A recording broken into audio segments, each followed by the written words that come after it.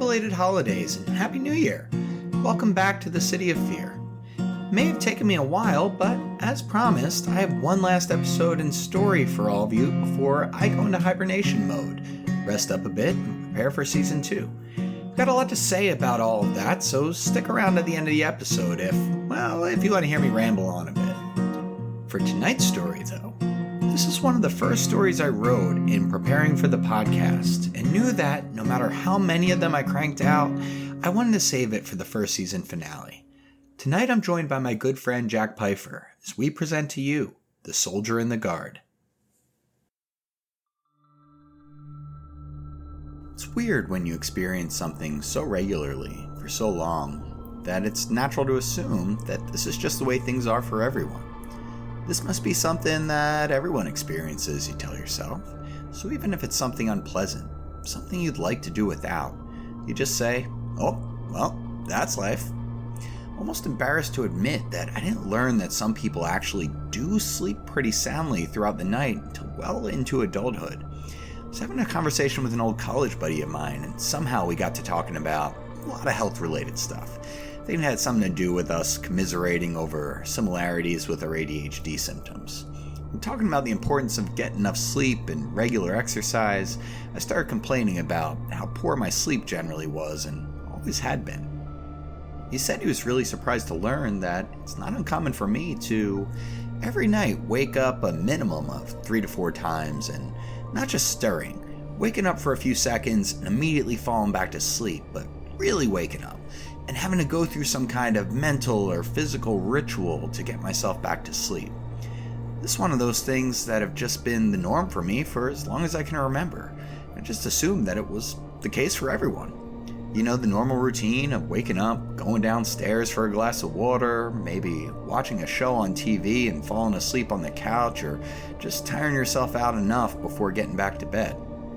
Suffice it to say that it really shocked me when I learned that most nights, my buddy said, when he falls asleep, he's just asleep.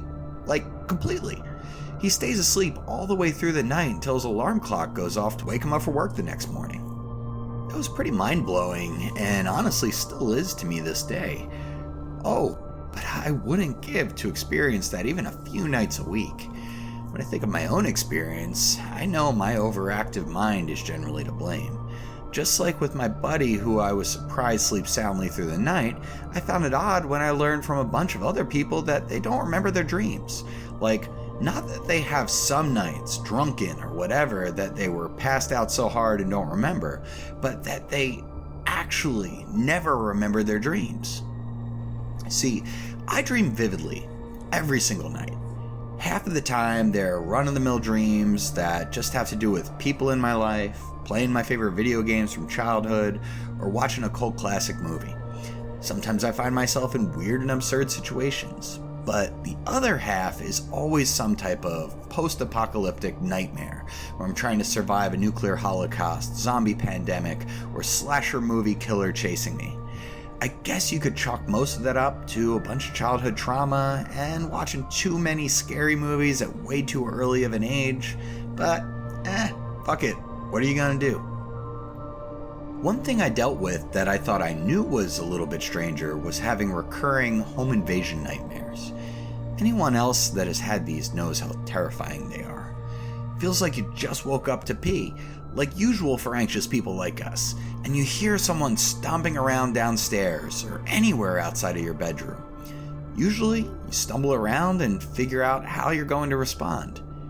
Nothing works to stop or scare them away, and it's just downright scary. Now, let me add a layer. Do you know what sleep paralysis is? If you don't, you're really lucky. It's terrifying in the way that'll leave you messed up all day afterwards.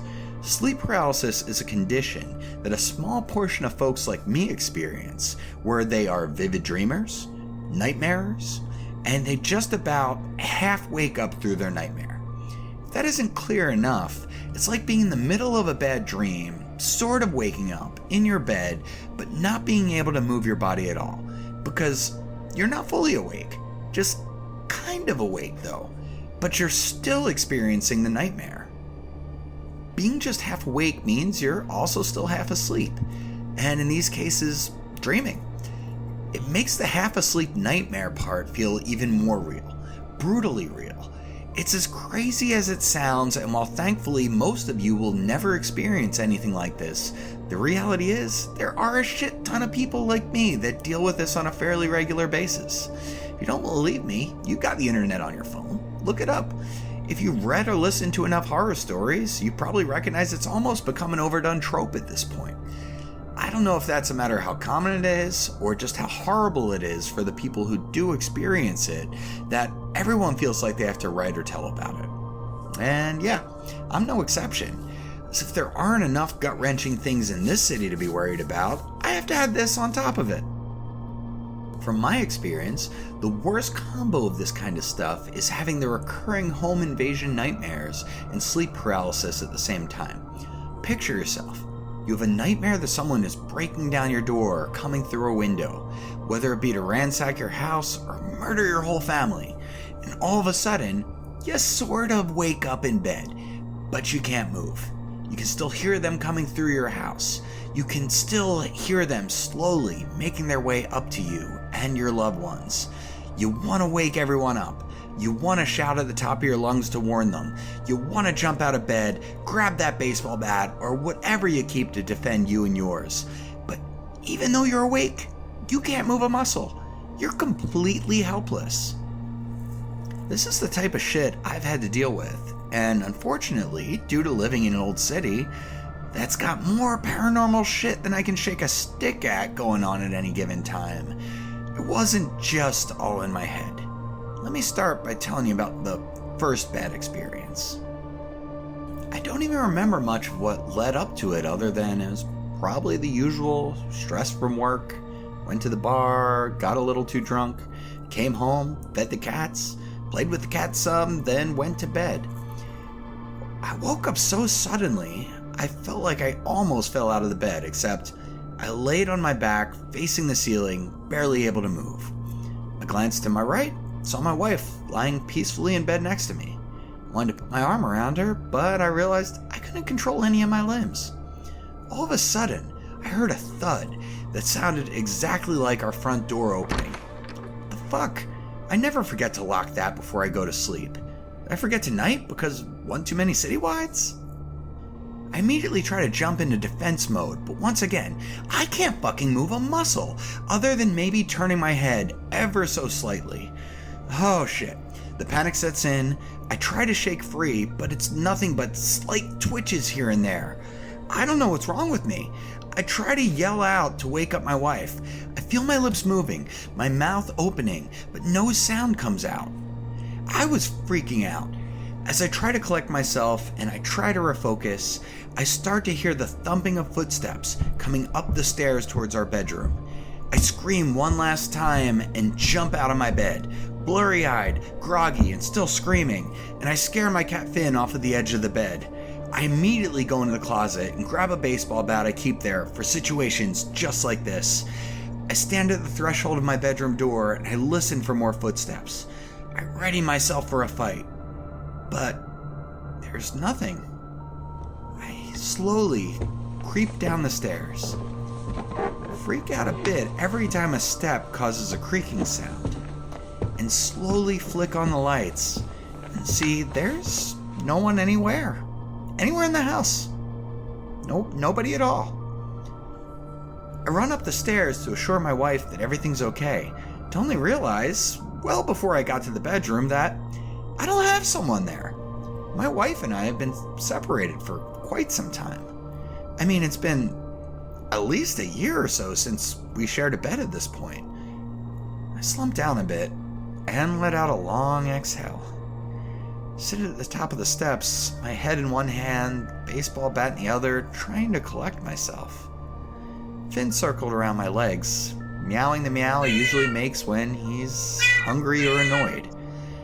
I picked him up and gave him a good nuzzling, went back up the stairs and went to bed. Threw on a horror podcast, and Finn jumped up and cuddled up right by my chest while my other cat Toaster came in and cuddled up between my legs. About a week went by with nothing unusual happening, just the same old stuff. A lot of work, a lot of stress, a few drinks with friends, hang out at home alone, watch some good shows, listen to some good podcasts, repeat. I didn't not dream, of course. I mean, I always do. But most of them were just work-related stress dreams. You know the kind. Not meeting deadlines, getting reamed out by your boss, or forgetting something important and not being able to find it. Next Friday was a bit of a depressing one. Usually always try to fill my weekends with plans to meet up with friends in the neighborhood, see some live bands, or get into some sort of shenanigans. This one, though, everyone seemed to be busy. I'm not much of a planner. Problem with being one of the only dudes in a friend group full of couples is occasionally everyone is doing date night or couples activities all at the same time, which leaves a single lonely guy like me to fend for himself. So I did what I normally do in these circumstances. Lonely happy hour after work, went home, spent some quality time with the felines, binged some shows on my streaming services, and with a halfway decent buzz, drifted off to sleep. I woke up suddenly to the sound of banging on the door. I must have fell asleep on the couch downstairs in the front living room. What time is it? Who the hell could be knocking now? I thought to check my phone to see if a friend had texted me, but all I could move was my neck a bit. I didn't see my phone anywhere, but also, what the fuck? I can't move! I hear my front door bust open, and I can't see what happened there since I can barely move my neck from the couch. I was on my back, facing away from the front door, just about 10 feet from it, leaving me in quite the vulnerable position. I heard in a strange voice coming from my doorway. Looks like this is where I'll be taking my respite tonight.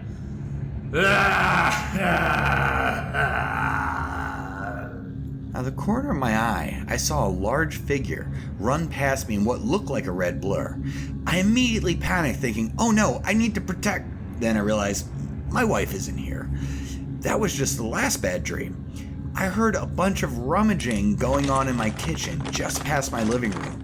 I felt furious. I tried with every strength of my being to will myself off the couch and go and beat this intruder into a bloody pulp.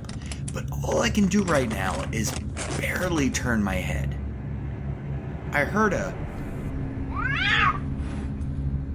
It was my boy Finnegan. The same sound I hear when he's fighting cats in the alley. I sat up awake, looking all around to complete silence. Finn was on my lap as I sat up on the couch. He looked at me and let out a friendly happy meow. Whew. Hell of a dream, I say to myself. I'm kind of groggy, and even though it's just another crazy dream, just in case, I do a quick patrol of my house. All clear. Sort of. My refrigerator door was wide open. There were empty beer cans on the ground, and my bottle of scotch I kept on top of the fridge was empty and smashed on the ground. What the fuck? If I had that much of a bender where I don't remember doing this, I should still feel a little drunk, I think to myself.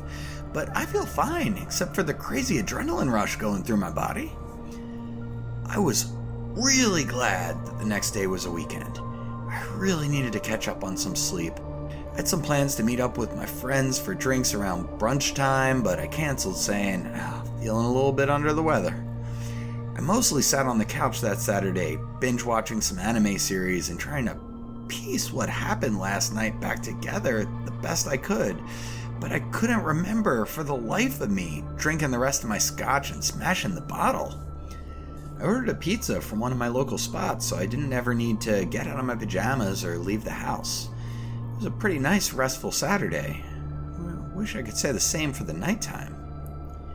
Sometime around 11:30 at night or so, I was halfway through a long episode of something or other, worn down from a lazy day and full of pizza and a little boxed red wine, the only thing I had left after whatever happened last night. Started to drift off. Before I fell asleep on the couch for another night, which was never too comfortable, I pulled myself up and went about my usual nightly routine. I went up to the bathroom, brushed my teeth, took my contacts out. Before I could get a chance to put my glasses on, I had to fill the sink with water for Finn and Toaster to drink out of. Get a good kitty sink trick. They were both already up on the counter looking at me impatiently. I turned off the faucet and threw my glasses on. I only really needed them to get my way from the bathroom to my bedroom, which was only about 15 feet, but I'm actually pretty blind without contacts or glasses. Without them, I wouldn't put it past me to trip over a discarded slipper or even my own feet. I make it to my bedroom. I jump into my bed and get under the covers. Both cats follow, jump up, and they cuddle up with me. They make sure they're a little bit apart as they don't always get along. I take my glasses off and put them on the nightstand beside my bed. I throw on some horror podcasts, as is my normal ritual upon trying to drift off and settle in for the night. This night, however, against my best hopes, was not more peaceful. At some point in the night, I heard a banging on my front door. My eyes shot wide open, but, like before, I couldn't move a muscle. I heard the door open and footsteps downstairs. The footsteps sounded like they were stumbling around, and then I heard a voice coming from downstairs. Wakey, wakey! I'm here to sleep one off. I'll be having another two if you actually kept your store stocked, you useless prig. What the fuck? My dreams are getting weirder and weirder. I mean, obviously, this is one of those really weird dreams, right? None of the junkies around here that I'm actually worried about breaking in would sound like that. The footsteps get closer, sloppy, stumbling, but up the stairs still. I don't care if this is a dream or not. I'm pissed, and whoever the hell this is, I want to get up and kick their skull in. My shoulders shake just a bit as I try to jump out of bed, but that's about the most movement I can get at this point. I know I'm dreaming, so I try to will myself awake. Sometimes that works when I'm having a lucid dream that starts going sideways and I need a way out. No luck this time. I hear my bedroom door open and slowly, with a creak, I try my best to shift my eyes and see out of my peripheral vision. Best I can manage is seeing a large figure slowly entering the room. My vision is extremely blurry given I don't have my contacts in or glasses on. But what I make of it, it's a tall guy wearing what looks like British redcoat military garb from the American Revolution. Damn, my bad sight as I can't make out more details. Oi! I'm sleeping in this bed tonight! Piss off! I look up and am trying to look him in the eyes, but again, horrible vision, and it's mostly just a big red blur in the darkness. What's wrong, you hard of hearing, you nitwit? King's orders! Get out! And he smacks me across the face. My body barely moves, but I feel the initial sting, and after a second, the pain starts to really burn. I hear a separate sound of feet bounding up the steps, a familiar sound. All of a sudden, I hear a yowl from my cat Finnegan. Bloody hell! I'll kill you, you little mangy... I see Finn jump at the figure and latch onto him, biting the side of his arm. I shoot up sitting in the bed. It's silent. No one's around. Finn is sitting by my feet, licking his paws. He turns to me, stares for a second before he just continues licking his paw.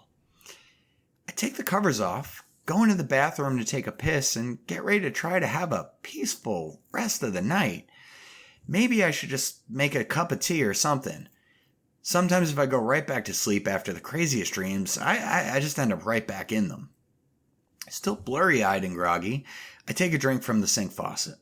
I gather some water in my hands and rub it all over my face. Ow! Left side of my face is sore as hell. I look close in the mirror. I need to get just a few inches away so I can see clearly, and I have a bruise on my face. I must have hit myself in my sleep, I thought. I've been told I have episodes of thrashing around a bit, but that's never happened before. Strange. It was embarrassing as hell to have to explain the bruise to my friends and clients. God knows what any of them thought it was from. About a week had passed, and I told my friends about it at the bar before our D&D game. buddy Steve, who was really into history, said he had just come across an online archive, some old journals from folks who had experienced the occupation of the city during the Revolution. He said he'd looked it up again and send it to me in case there was anything I'd be interested in. That might work. I thought I knew my history pretty well, but I didn't remember ever learning about the City of Phear getting taken during the Revolution. He sent me the link the next day while I was at work. I thanked him, but didn't bother reading it as it was about 500 pages, and I didn't feel like I should commit the time considering it was probably just another crazy nightmare like so many I've had before. It happened again, though. This time, it was a work night. Hadn't gone out drinking or anything. Got to bed relatively early. No junk food before. Not too much work stress looming this week, so no excuses for the crazy nightmares. Was in my bed. Currently been having another recurring dream of playing old computer games from my high school years with my childhood buddy Brett. I don't know why, but every once in a while out of the blue, I dream about a few certain games even though I haven't played them in years. But that's beside the point. I woke up. Or maybe I woke up into another different dream. Same as before, I'm in my bed, on my back, unable to move. I hear footsteps downstairs. I hear Finn making sounds that I recognize as him being irritated or angry. The same kind of sounds as when the neighborhood ferals try to come into our yard. I heard Finn screech and let a loud hiss, along with a scream from the now familiar ghostly voice. Yeah! Why I order? I'm gonna kill you! I muster everything I have, though I still can't move. My voice does actually work as I scream, "You better not hurt my cat! I'll fucking kill you!" I'm furious, but I still can't move. I feel so helpless as tears run down my face as I imagine something horrible happening to my little guy. I hear crashing sounds coming from downstairs. I wake up in my bed, thrashing, and fall out of it on the right side. I see my younger cat Toaster cowering under the bed, shaking. I get up and grab my glasses off of the end table. I grab my baseball bat again from the closet and go running down the stairs. The living room is a mess. My coffee table is knocked on its side and everything that was on it spilled onto the floor. The front door is wide open. I run to it, bat in hand. As soon as I get to the threshold, Finn comes running in the door past my feet. I take a look to the left, and then to the right outside of the door. My street is dark and silent. I'm breathing heavily, and I'm ready to clock someone. How the hell did my door get opened? After a minute or two, I came back in. I closed the door, locked it up, looked at the clock. Read 3:02 a.m. Huffing and puffing, I collapsed on the couch. Finn sat at the bottom of the stairs, glaring at the front door. Toaster came slowly walking down the stairs to investigate the situation.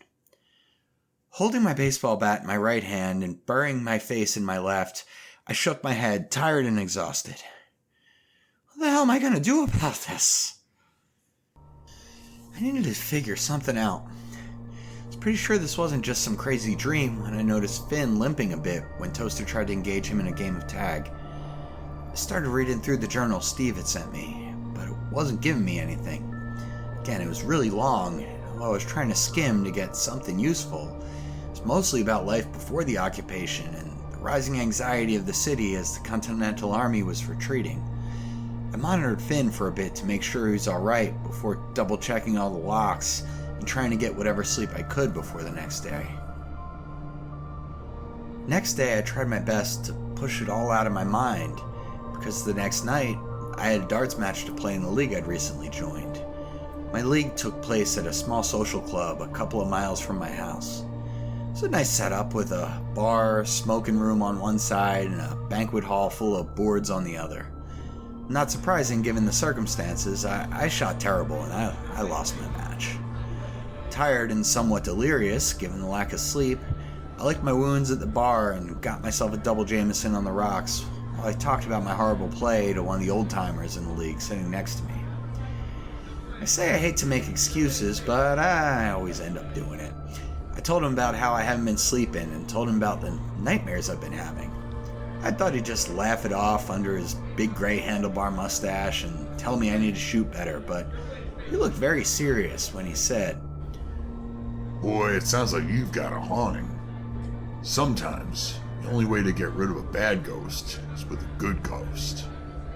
I laughed at him, replying, Oh, what's that? Like you and your guns? Good guy, bad guy thing? Get that shit out of here." He shook his head and said, "Just a piece of advice from someone who's been in this city longer than you." I chuckled, changed the subject before settling up with the bartender, and walked home. Little did I know losing my dart match that night was the least horrible thing to happen. I usually tie a good one on during my dart nights. It's hard not to at the club where I get buckets of Guinness cans for the cost of 2 pints at one of the usual spots. I came home and fell right into bed. Fell asleep with my contacts in, and without fail, like too many of the previous nights, I woke up on my back to loud thumping footsteps all around my house, still not able to move a muscle. The footsteps this time were already upstairs. I heard a creaking sound as my bedroom door opened. I could see fairly clearly, though, having left my contacts in. Unfortunately, not being able to move my neck much, it was mostly just the blank ceiling and a little out of my peripheral vision. The curtains to my room were open, giving just enough illumination from the streetlights outside for me to see a figure in red walking into my room. He was tall, lanky, stumbled a bit while he walked. He slowly approached. Then I heard that familiar voice from so many of my nightmares. "They can't protect you anymore. I told you. You're nothing. And this house is mine." As he came closer, he came more into focus. He looked like a British redcoat soldier straight out of the drawings I had seen in history books or the reenactors I watched growing up, except his skin was pale and looked decayed under a wiry, unshaven face. His left eye socket was empty. I saw a worm crawl from a gash in the side of his face, disappearing into the eye hole. He grinned a big smile full of yellowed and chipped teeth. He inched closer and closer, stumbling a bit as if he was drunk. My fingers twitched and my eyes blinked, but that was about as much as I could do.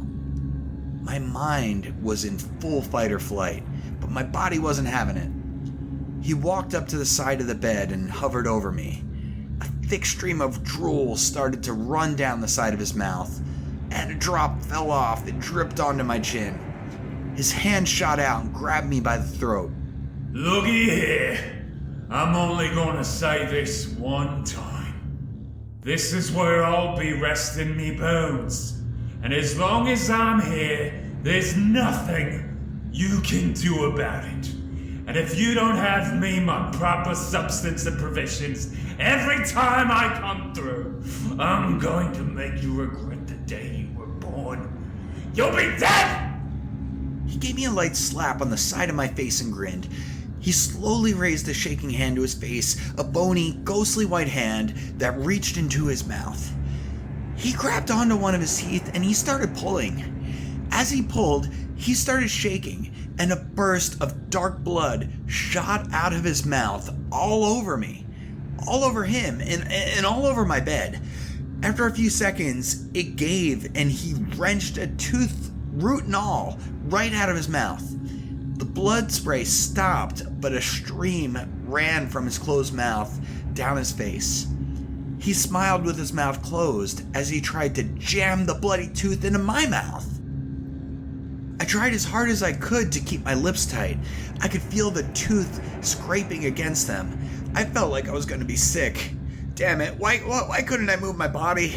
His one eye glared at me gleefully as he wiggled his hand trying to get my mouth open.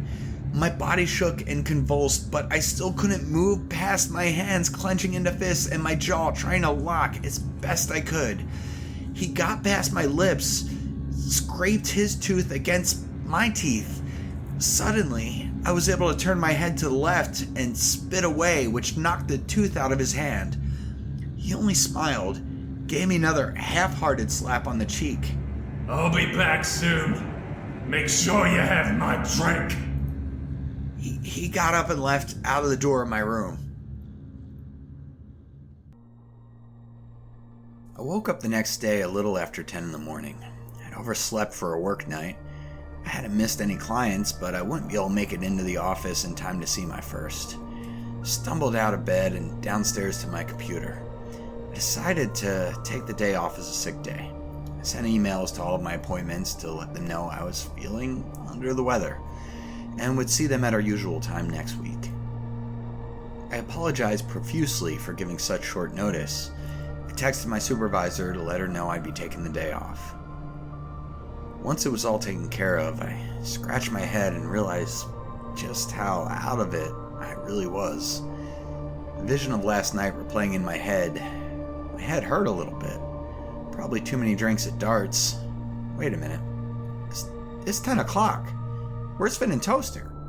I usually can't sleep 10 minutes past my 7 o'clock alarm before they're all over me trying to get their breakfast.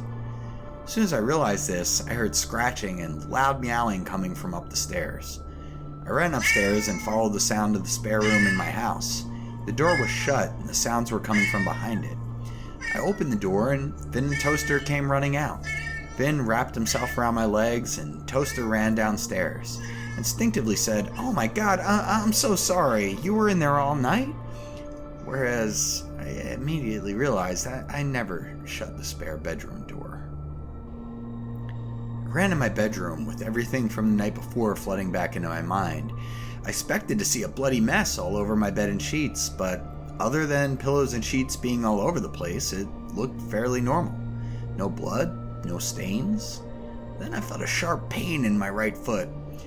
Picked my foot up off the ground and stuck to the bottom was a large, decayed-looking yellow tooth. The tooth. I took a deep breath, picked it off of my foot, and walked into the bathroom. I realized how big human teeth actually are in one piece with roots intact. I felt sick to my stomach as I remember this being rubbed along my mouth and almost inserted inside. I fell down next to my toilet and dry heaved a couple of times. While I was on the floor next to the toilet, the cats realized they hadn't had breakfast and came up to me, pawing and meowing. I gathered myself up, walked downstairs, and fed them. I took a long hot shower and, while reflecting on last night and all of the events, decided I have to start taking this more seriously. I had the day off, so I figured the best first step was to read the rest of what Steve had sent me, hoping it would offer some useful advice. I could never get too much reading done in my house with all the distractions, so I headed to a local coffee shop. I grabbed a cup and settled into a comfy chair with my laptop opening up the journal archives. I'm a pretty fast reader, but I had only gotten about 62 pages into the 500-page journal archive when I was reading before. It was a little tough as most entries were only 3 to 4 sentences and about nonsense like who came to tea on a given date. I was trying my best to strike a balance between skimming what I was reading while being careful not to miss anything that might be important. Eventually, 3 coffee refills in, I was starting to get to the good stuff. The Continental armies have long since forsaken our city. It was no surprise that the Redcoats took control after a short siege. The majority of the outspoken supporters of the revolution have fled for fear of capture and hanging. The remaining of those who could or would not flee stayed within the city's walls. The loyalists, of which there were many, welcomed the king's soldiers with open arms. Overly caffeinated at this point, I read and skimmed and read. I kept reading, but was getting frustrated. How many journal entries can you have about what wealthy person went to what neighboring towns and who showed up to what social gathering? I started coming across some of what I was looking for. It seems as if the occupiers are planning on staying in the city through the season and then until the end of the winter. Citing the Quartering Act, the occupiers began taking housing within the city as they see fit. The officers generally stayed in the estates of wealthy loyalists, while the others were left to choose among the rest of the houses in the city. Alright, Seems like we're getting somewhere now. I step out front to smoke a cigarette. Cold air stings my face and jolts me awake a bit. Realize I'm a bit delirious, not having had a good night's sleep in a while now, and just basically running on coffee. Even the nights I haven't been visited were full of anxiety and usual run-of-the-mill insomnia. I must look like a wreck right now. I finish my smoke, scrape it on the ground, and toss the butt in the trash can next to the front door. Then get right back to it. Found myself another gem. The occupation continues as the winter goes on. During the daylight hours, it seems as though all of the rebels within the city have fled, or are staying quiet. Upon nightfall, there is talk of growing discontent with the quartering of soldiers. I have heard accounts of soldiers acting beastly towards their hosts. Most will not speak up out of self-preservation, though. Alright, that's what I'm dealing with, given I'm not living in colonial or revolution times. Starting to get tired, but I have to keep going. Dinner party, trip to a local town, gossip about a church member, dinner party. Oh, there it is. The officers are becoming worried as of late. There have been multiple occurrences of soldiers gone missing. They don't know whether they are deserting or something more nefarious. I have heard from a close friend that there is a group of patriots within the city who are waging their own secret war. The word is spreading that anyone who feels most abused by quartered soldiers should leave 3 burning candlesticks in their front window at night, each candle half the length of the one preceding it. This is a sign. I read on, and didn't see anything else that had anything to do with the candlesticks or quartered soldiers or anything else. The rest of what I read before I got too tired and my eyes started crossing was more town gossip and general information about the occupation, until eventually the British forces left to join with another general's army once the winter had ended. All in all, I didn't have a lot to go on, but I heard the old-timer's voice in my head. Sometimes, the only way to get rid of a bad ghost is with a good ghost. Could have gone to a dollar store or hobby shop, but I didn't want to chance it. I went to one of the local occultist shops, Vivian's Psychic Readings and Trinkets. Grabbed 3 candles and 3 candle holders. Stopped at the liquor store and got myself a bottle of Cutty Sark because I wanted something to either be my last drink if things turned sour, or a drink to celebrate. I didn't wait though. Got home and poured myself a glass over rocks while I took out the candles and began hacking at them with my pocket knife. I rummaged through my basement looking through my tools to find my measuring tape. I wanted to make sure I cut them exactly as they were supposed to be. I left 1 candle at full length, I cut the next half the size, and the next half the size of that. It looked fairly strange. The last candle only measured about 3 inches in height. I really hoped I didn't get it wrong. I didn't think to buy any extra candles just in case. By the time I finished up with all this, I was exhausted. The sun had set, but still early. Too early to go to sleep quite yet. Poured myself a double and fell into my couch with my computer. I skimmed back through the journals in case there was anything I might have missed. Finn on one side of me and Toaster on the other. The lack of sleep or the scotch must have hit me pretty hard. Probably a combination of both, because at some point while reading, I'd passed out on the couch. I woke up to Toaster pawing at my face and meowing in my ear. I shook myself awake. I saw that it was a little after 11 o'clock. Oh shit! I forgot to feed the kitties dinner. I'm so sorry, Toaster. I'm sorry, Finn. Here you go. I shuffled into the kitchen and filled their bowls. I was about to drag myself up the stairs to bed and realized, oh man, I almost forgot to light the candles. Jeez, that would have been a terrible move. Slapped my forehead and set the candles up in their candlesticks in my front window. I light them, make sure the curtains are out of the way, and make my way upstairs, crossing my fingers, hoping either for no visits or something coming out of this candle thing. I woke to boots stomping downstairs, then hear the voice. So you finally wisened up.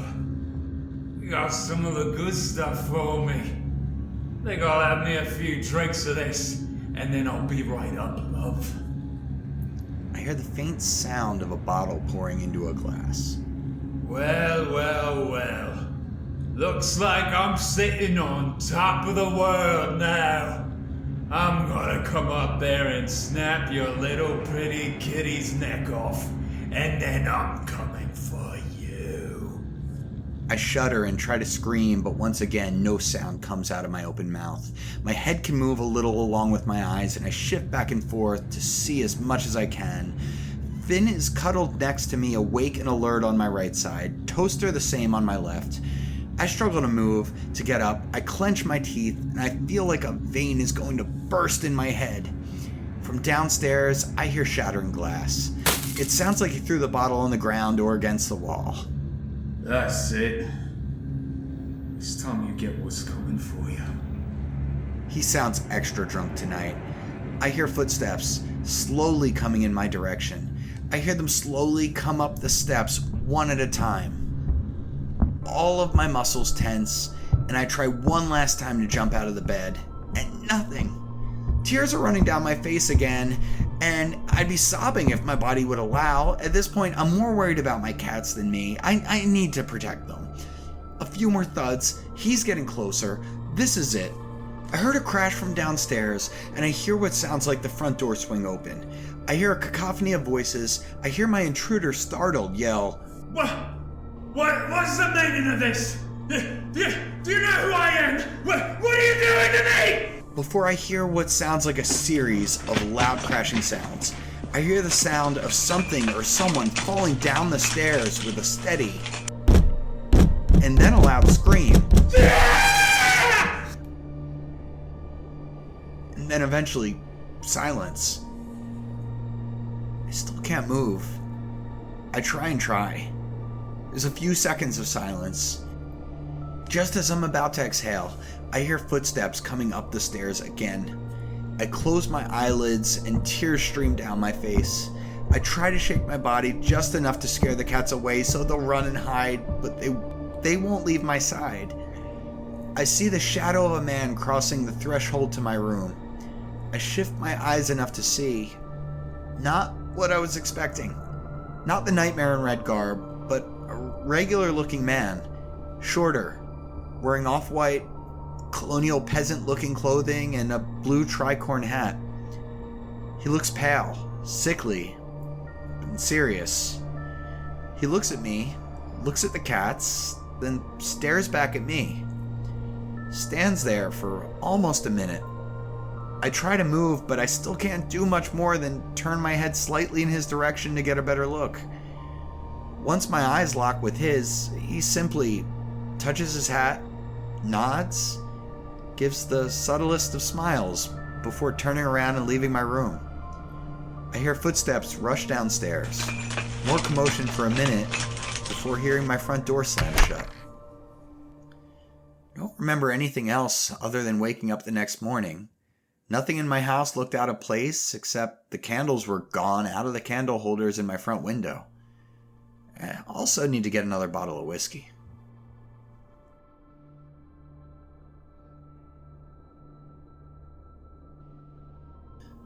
Well, that is that. And with that, so concludes the first season of City of Fear. I hope you enjoyed tonight's episode and the season as much as I did making it. I enjoyed this one so much, and I need to give a very special thank you to my friend Jack Pfeifer for voicing the soldier. Jack's not only a good friend of mine, but he's also in my D&D group, and his character is not far off from what you heard tonight. Jack's a multi-talented individual. He's a musician and is responsible for the music in the club scene from the Samhain Hangover episode. Recently, he created an amazing video game called Dreamwave 84. It was released on Steam this past December. It's a super fun scavenger hunt game, and if you're a fan of games with trippy scenery and incredible soundtracks, this is definitely one to check out. I'll leave a link in the show notes. If you get far enough, there is even a little nod to the City of Fear podcast. I've spoken about this here and there in the outros to some of the episodes, but I can't ever give enough thanks to all of the amazing horror podcasts out there. I've been a horror movie and TV show fan my whole life, but only stumbled upon the Big Horror Podcast a few years back, kinda a little bit before the pandemic hit. Since then, my life has had a tremendous amount of ups and downs, and unfortunately, mostly downs. Horror podcasts were my refuge, the thing that kept me sane enough to keep on keeping on. When I first decided I wanted to do City of Fear, the goal was to just do one episode, put it out, and if 5 to 10 people gave a listen and just a few of them legitimately enjoyed it, I'd hit my bucket list goal and consider it a success. Now I've got a 13 episode season under my belt. I've enjoyed every minute of the process, and I hope that City of Fear does half of what my favorite horror podcasts have done for me for someone else. While this is the end of the first season of City of Fear, it is in no way the end. I already have more stories than I can count floating around my crazy head that I just need to put down on paper and then get recorded. In between seasons, I want to be able to take the time to get enough content created, hopefully with some guest authors and more guest voices, and not feel rushed doing so in order to give you the best quality I can throw at you. In ending for tonight, this is not a goodbye, but an I'll see you soon. If you don't already, follow my Facebook or Instagram page for updates in between seasons. As always, thank you so much for visiting me in the city. I love and appreciate you. Can't wait for the next chance for us to sit down, have a drink, and share some stories.